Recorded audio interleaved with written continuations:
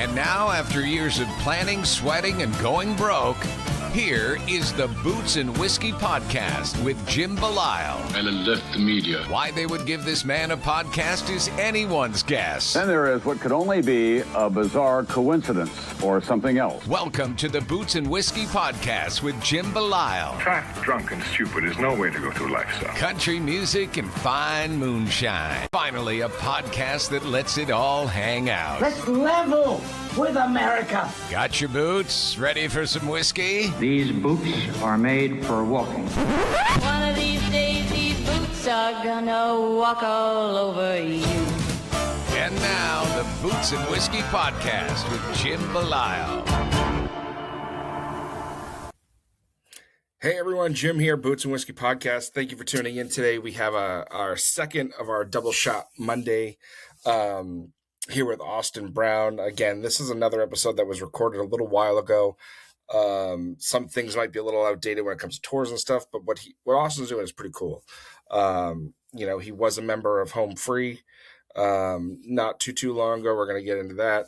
The whole acapella country thing was something that I had wanted to dabble in, and we talked a little bit about it here and talked about him. And we got some cool stuff, some cool stories coming out of this one. So sit back, relax, enjoy. Thanks for being here. We also have Noah Smith on the show today. He's the other episode we released as well, along with this one. So if you'd like, please indulge in that one. That's another great episode.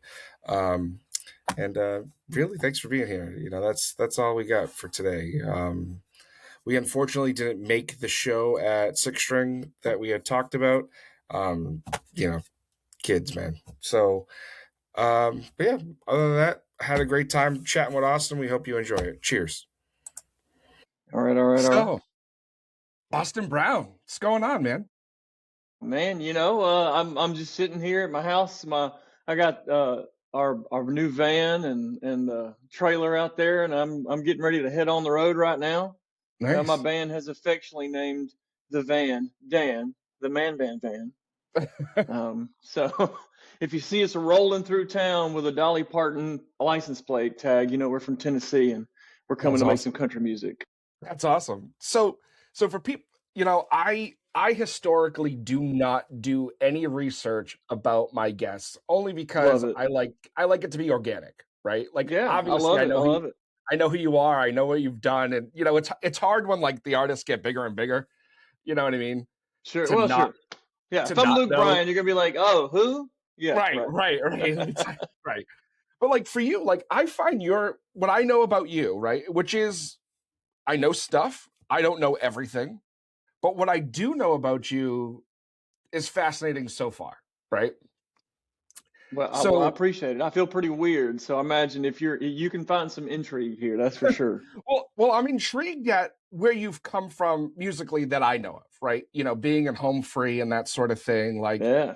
I'm not gonna lie to you. I had some opportunities to see you guys when you guys were all together that I never took for one reason or another, scheduling, whatever, right? Sure, that's how it goes. And I kicked myself in the ass because of it, because like your sound was very unique, right? Like it was 4 or 5 of you? Yeah, there were 4 singers and 1 beatboxer, and he'd sing a note every once in a while. And no instruments, right? It was just correct. Yeah. Mm-hmm. Yeah, we were acapella. I mean, they still are. They're still killing it. To be clear, they're still touring, doing the thing. How do you get into that? Like you as an individual, right? You as Austin Brown, like how do you say, you know what? I'm going to be in this group, no instruments, and fucking do music. Oh, yeah, man. Well, I'm originally from South Georgia. My father, he was a Southern gospel singer, and he had a quartet. So I grew up, my earliest memories are on stage singing Southern gospel music at 3 years old with my father playing piano and running his quartet. So singing Southern gospel harmonies. So I grew up really fascinated with harmony in general.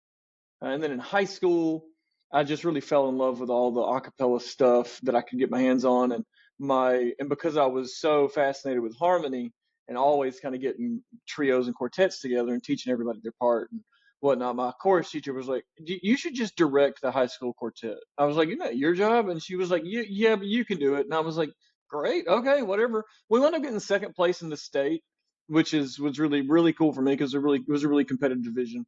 And I got to college, and this was like before the era of Pitch Perfect, and all this. And I had found through Napster and LimeWire, Yeah. I discovered collegiate acapella whenever I was looking up Boys to Men's acapella things like Yesterday and It's So Hard to Say Goodbye to Yesterday.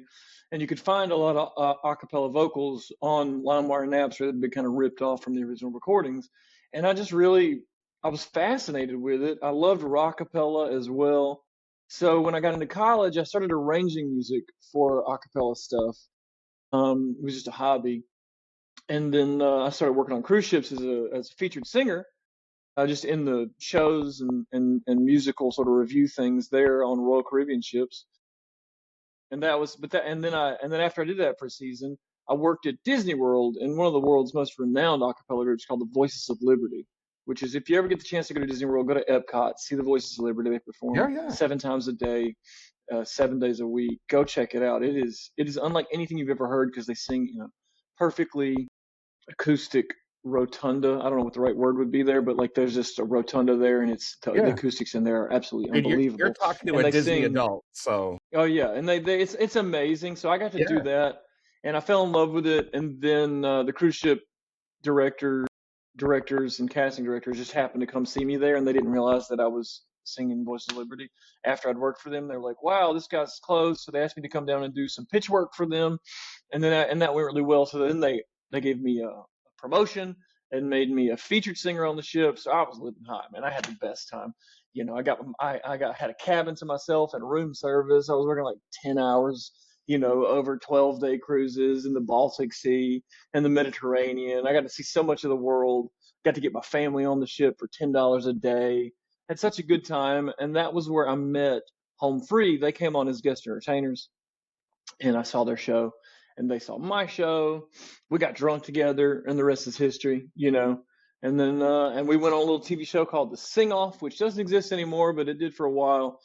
We wound up winning that show as a country a cappella band, which I'm so country. I grew up on a dirt road. My mama still lives in a double wide trailer in the middle of a peanut field. And so I was able to convince the guys to go the country route, and then the show offered us a place if we would be the country band, and so we jumped at that opportunity. And yeah, man, I spent 10 years with them doing a cappella all over the world, touring, learning so much about the business. Had such a great time doing that. And then 10 years in, I was just ready for a change. I wanted to give, I'd always wanted to play with a full band. I harbored dreams for a long time that I'd be able to get the guys to try to do the Oak Ridge Boys thing with me. But at the end of the day, we just they really wanted to keep just doing the acapella thing, and Lord knows they're still doing great at that. They're still touring, selling a lot of tickets. My replacement, his name is Adam Bastine. He's such a fantastic guy and human. It's just been really exciting to see them keep going at that, and and so now here I am, and I'm giving it my all, man. That's one thing about me is I don't want to be an old man and look back and wish I'd tried different or wish I'd, given it my best, my absolute hardest try. So that's what I'm doing right now, man. I am putting everything, you know, everything I can is on the table. I'm all in, you know. My next single actually coming out is it's called "Burn the Boats," and I don't know if you've ever heard that phrase, right? But like when the Vikings would cross the ocean, and then they'd get where they were going, or they would, they would get wherever they were going. Sometimes one of the things they would do is they would burn their boats when they got there, so that there was no way home, no retreat. You got to win the war and build new boats, you know. So that's kind of where I'm at right now. I'm just in the place where I'm like, you know what? I've dreamed about this my entire life, to be able to build a career playing with a full band of guys who love it just as much as I do. and see where we can take it. It's been so much fun so far. We had a rehearsal here in my house, just in the living room last night. Getting ready to go out on the road, leaving today, and yeah, just sort of doing it. Now, let me ask you this, right? When you have all these successes, right? Whether it's the cruise ship, whether it's Disney, whether it's home free, right? Or making it home free your last kind of stop before this. Is that a hard conversation for you with the other guys and being like, hey, I know I've been with you guys for the last 10 years, but it's time for me to go? Like, or is that Yeah, what? cool. Well, yeah, for sure. It's bittersweet. You know what I mean? It's it's uh it's really sad because big change after such a long time, well over a decade, is going to be an emotional experience. We spent so much time together, and that was my life every day, all day, and like it's a lot, man. It's more than a full-time job, being in a band like Home Free, and it's so rewarding and so fulfilling. But yeah, man, it is absolutely a hard conversation to have. But it's also not something. It's not like something that came out of nowhere. To be clear, Sure, you know what I right, mean. Like we've right, been yeah, talking about this for years. You know what I mean. And at one point we almost tried the like Oak Ridge Boys thing, fully produced music, this little EP, and it just didn't unfold. And at that point, I just did a lot of soul searching for a couple of years, really, and realized, that this is what I wanted to try. And then some of my solo music started doing well enough for me to feel like I have to take this chance and make the jump, make the leap of faith, yell Geronimo and jump over the cliff. yeah. Now, what I mean, I guess that was going to be my next question, where you know, like you said, right? It doesn't just come out of nowhere. And like nothing really does, right? It's not like you wake up one day and you're like, hey, I'm going to try this and see you later, right? It's Yeah, things for you think sure. about for a while. Right? Now, when you are having that like inner battle of like, do I stay or do I go? Right? Do you ever get to a point where you are that scared that you're like, I'm just going to stay right here because this is what's comfortable? I think a lot of people have that experience. Sure, absolutely. But in just the nature of the path that my life has taken, I'm never scared before the decision, really, if I know it's what I want to do. No, afterwards you might be like, what have I done? But even that, man, I haven't felt that. I've That's been like, good. oh my gosh, is this good? Because like right now, this is, I'm operating as if I'm signed to a record label, Okay. but I'm the record label, right? Sure. So Yeah. like I am spending every last dollar I have right now to make this happen. You know what I mean? Hmm. And that's where I'm like, that's where the nerves are. It's like, but like I'm a gambler, man. I Right. love Yeah. playing poker. You know what I mean? Right. I don't play the slots and all these other things, but I love playing poker. I don't feel alive if I'm not, you know, like I said earlier, putting all my chips on the table and just like going for it. You know what I mean? So it's like it's one of those things that yeah, I never really experienced that. It was because because it wasn't an overnight sensation of like one day I woke up and wanted it to be different. One day it was just like I slowly realized I was like, if I'm gonna ever take my shot at making fully produced music, jamming with a band on stage every night, getting my chops back as a piano player myself and actually playing in the band, if I'm gonna do this, like I have to make this choice. And the hardest part of the whole thing was just, you know, leaving something that brought me so much joy, and so many friendships, and really put me on the path that I'm on now. You know, that's the hardest part of it. It's because again, that's just in my nature. A lot of my friends, are definitely the opposite. They want that safety net, and I respect that. Sometimes I envy it. I wish I could sort of sink into the comfort Yeah. of a sure thing, but it's just not in my nature.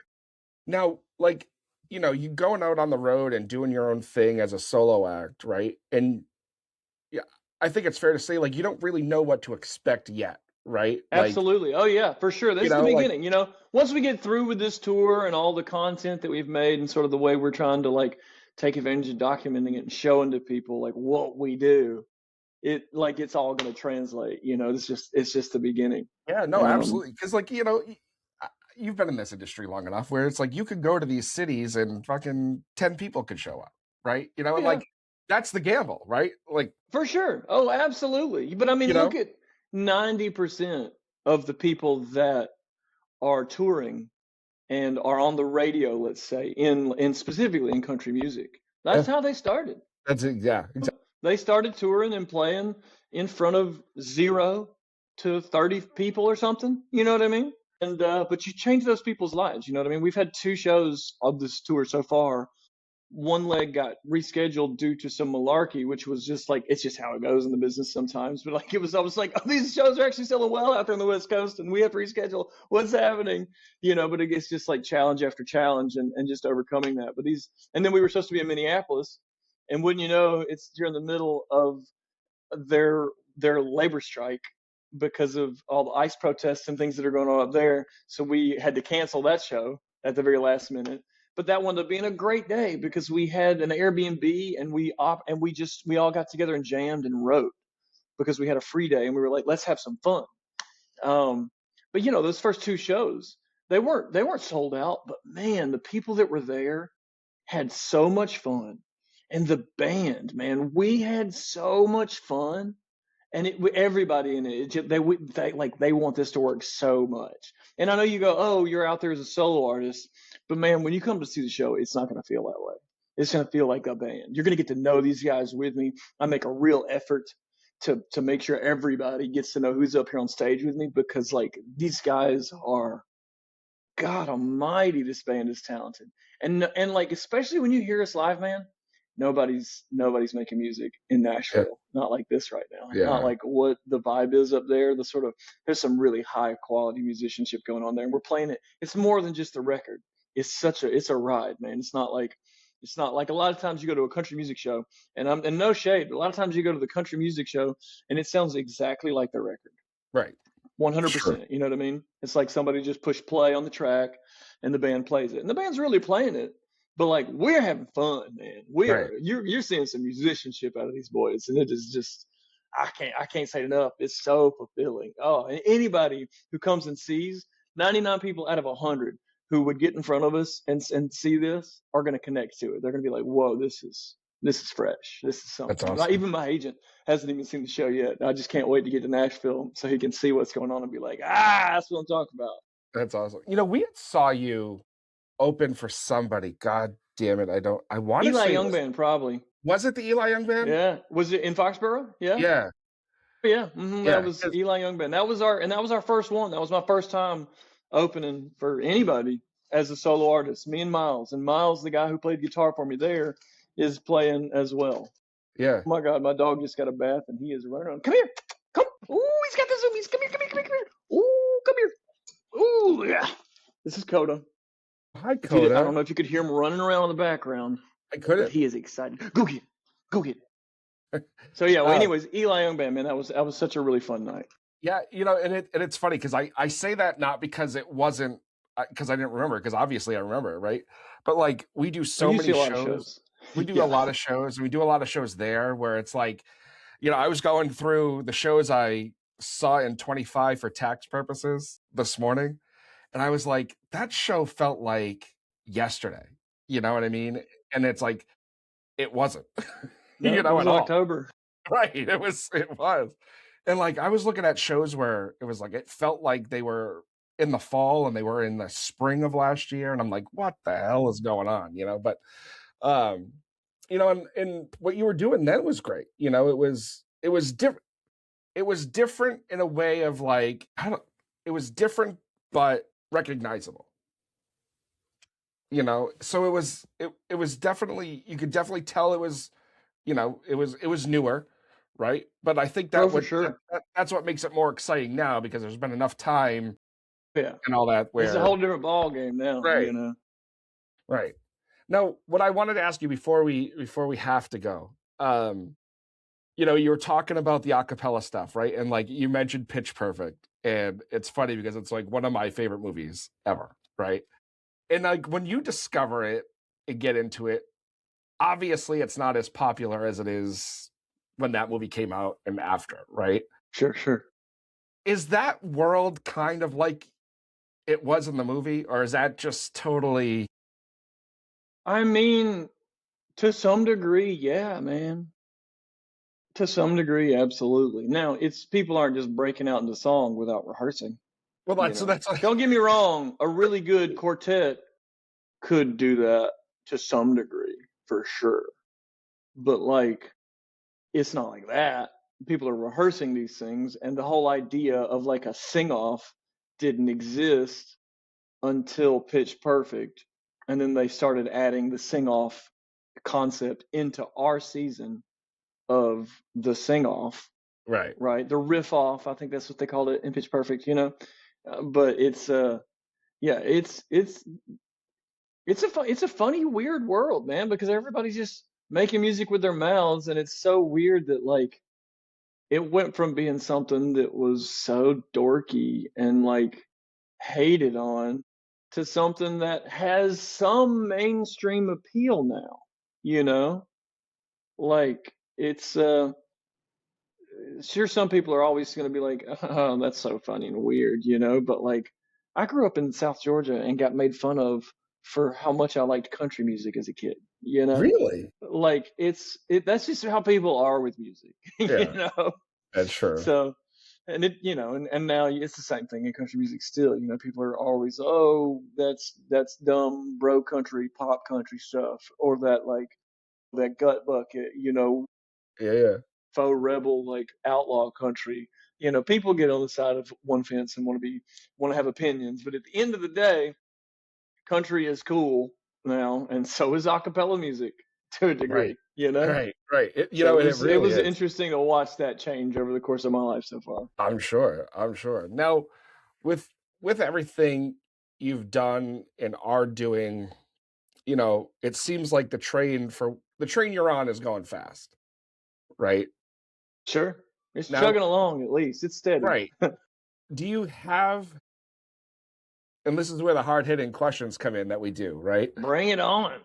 Do you have any thought at all in your brain where if this doesn't work, what am I going to do, and can I go back to where I came from? No, because it's already working. And it was Okay. already working to a degree enough that I knew no matter what happens, I'm going to make it through any, you know, let's say financial trials of this experience. I'm going to be able to make music for the rest of my life because of the relationships that I've made, you know. You can do as long as you've got people who will help you make the music, you know, then you're going to be okay, man. And on top of that, it's I have at awesomemusic.com. I left Patreon several years ago because my wife was like, you know, I could just build you a website and save you like 10-15% from Patreon's fees. And at the time, Patreon was the tech was just really not keeping up to date with what we needed. And it was giving us a lot of issues and wasting our time in a lot of ways and making it also harder to connect directly with the fans than I've heard they've improved that now, so that's good for them. But we were able to leave Patreon and start our own website where but it's a similar community concept wise. And are you familiar with Patreon at this point, right? Yeah. Yeah. So I have, you know, a, a group of people who have really had my back there for 6, 7 since COVID, because COVID was whenever all the guys at Home Free started our own individual like side projects. Most of us started a Patreon-esque sort of thing for our solo endeavors. And so since then, you know, and I don't promote it a lot, right? Like because I know the people in the community at this point. Like these people have been there for, you know, years at this point, and so I've gotten to really know them. And the goal eventually is to just turn that off completely. No new entrances, right? Because the solo music that we're doing, which is really so much more than a solo project because of all the people involved with it, you know, once that starts to work at a certain level, like I'll just completely turn that off. But until then, in a way, I do have a safety net, and it's those people who believe in me so wholeheartedly and who love what we're doing here. They love my wife and our brand. Like, we post on that private, we have a private Instagram there that we post on that story. You know, we might go a week sometimes without posting, but most of the time we're posting, we're oversharing. You know, if you ever want to get to know me, like, that's where you could do it, you know? And so that place there on the internet lets me know that, like, if I ever get into a bind and I really needed help, I could reach out to those people and they would help me. They have been so kind to me over the years, and they have given me the faith and the confidence to know that no matter what happens, in terms of, like, if I ever make it big, I'll be able to make music for a living and, like, pay the mortgage. And Mm. that's enough for me to Yeah. put everything else I have on the table Yeah. and say, here I am, like, all on black, like 50-50, let's go. Boom, you know? Cause, That's and that's the awesome. other thing, man, is like, in this modern era, the more music that you make, I think personally, the better. Cause all it takes is one, man. All it takes is one song to change your life, you know? And I'm a dreamer. So I'm just going to keep reaching for that one song. And if I never hit a home run and I just keep hitting singles, man, you can score runs that way. That's Okay. true. You know? I have been kicking myself for years now at this point about trying to make this thing like what I do, right? And Sure. I get so scared. I don't want to take the leap, you know what I mean? Because it's like, you know, it, and Gotta let I it know I fuel you, man. You gotta let that fear be the driving I factor. Because know. if you're afraid of it, that's usually a sign that you're probably supposed to be, you know, heading that direction or managing it. It doesn't, like, fear can be a healthy thing for sure, but there's a difference between healthy fear and unhealthy doubt, right? Right. Yeah. And trying to walk that blade is a tightrope. Yeah. It sure is. It sure is. So you leave today, you head to St. Louis, you said? That's right. And St. then, Louis and Kansas City, and then Nashville here, and then we take 2 or 3 days off, and then we head up to the New England area. yeah. So how long is this run of shows that you're going to be doing? I think originally it was 19 shows, and over about 4 weeks, and then one of the legs got rescheduled on the West Coast. So that those 7 dates have now been pushed to June. So now we're doing 12 dates, and we have and from now to February 24th, we have 12 shows. So what's Nice. today? February 8th, Night, 9th? night. 9th, yeah. Wow. So you're going. I'm saying 12 shows. No, I'm sorry. Excuse me. I've already done 3. There's 9 shows between now and February 24th. So we're still going. Still, Yeah, we're doing but the thing. still, Oh yeah. that's quite a bit in the span of time that you're covering in the area Oh you're yeah. covering. Well, that's how you want to do it, though. We got the van. I got the guys. We're all booked. We're staying in Airbnbs. Honestly, man, we have had so much fun. Good. I feel like I feel like I'm, you know, just turned 19 and I'm adventuring with my bros again. Except That's luckily awesome, for me, man. I got my security blanket and my wife also tour managing and merch managing and just helping do the whole thing. Takes a That's village. awesome. That's awesome. Well, I think we're gonna try to come out when you're here in Foxborough. It's a weekend I have my boys, so we're gonna try to figure it out. Where Sure, sure. it How makes old are your sense.